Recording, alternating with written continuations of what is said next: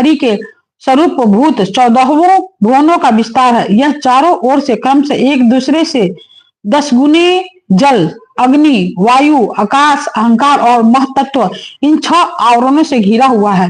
इन सबके बाहर 7वां आवरण प्रकृति का है। कारणमय जल में स्थित उस तेजोमय अंड से उठकर उस विराट पुरुष ने पुनः उसमें प्रवेश किया और फिर उसमें कई प्रकार के छिद्र किए। सबसे पहले उसमें मुख प्रकट हुआ, उससे वाक इंद्रिय और उसके अनंतर वाक का अधिष्ठाता अग्नि उत्पन्न हुआ। फिर नाक के छिद्र नथुने प्रकट हुए, उससे प्राण सहित घ्राणेन्द्रिय उत्पन्न हुई। घ्राण के बाद उसके अधिष्ठाता वायु उत्पन्न हुआ। तत्पश्चात नेत्र गोलक प्रकट हुए, उनसे चक्षु इंद्रिय प्रकट हुई और उसके अनंतर उसका अधिष्ठाता सूर्य उत्पन्न हुआ। फिर कानों के छिद्र प्रकट हुए, उससे उनकी इंद्रिय स्रोत और उसके अभिमानी दिग देवता प्रकट हुए।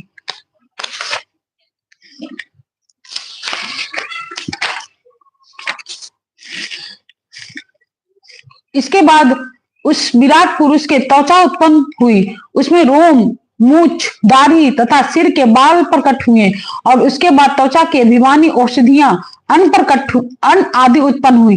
उसके पश्चात लिंग प्रकट हुआ, उससे वीर्य और वीर्य के बाद लिंग का अभिमानी अपोदेव जल उत्पन्न हुआ। फिर गुदा प्रकट हुई, उससे अपान वायु और अपान के बाद उसका अभिमानी लोगों को भयभीत करने वाला मृत्यु देवता उत्पन्न हुआ।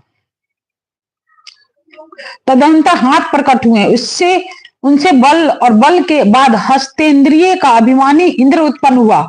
फिर चरण प्रकट हुए, उससे गति गमन की क्रिया और फिर पादेंद्रिय का अभिमानी विष्णु देवता उत्पन्न हुआ। इसी प्रकार जब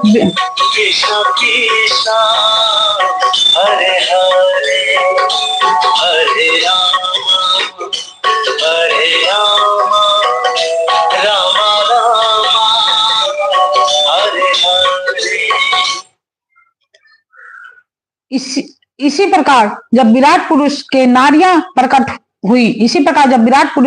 प्रकट हुई तो उनसे रुधिर उत्पन्न हुआ और उनसे नदियां हुई। फिर उसके उधर पेट प्रकट हुआ।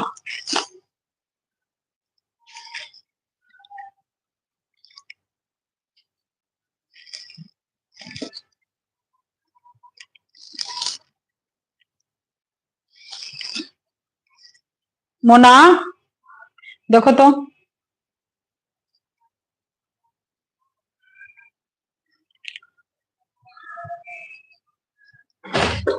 क्या हो गया, रुक गया क्या?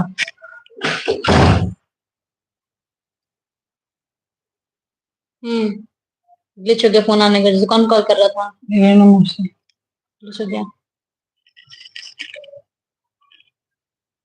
दिखा तो रहा है।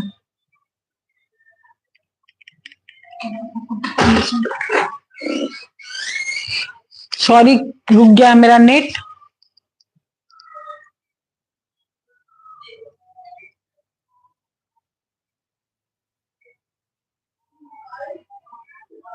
मेरा नेट रुक गया, सॉरी। यार तो अभी बहुत ही चल रहा है।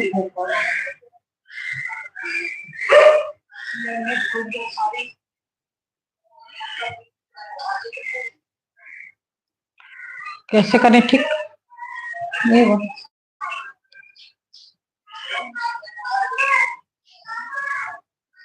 नहीं बोला।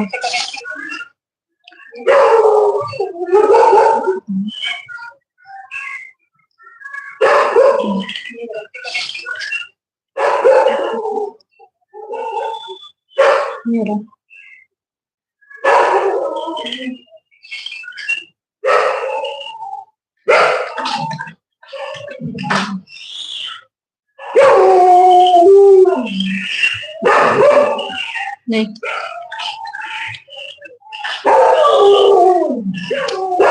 करना पड़ेगा आपको।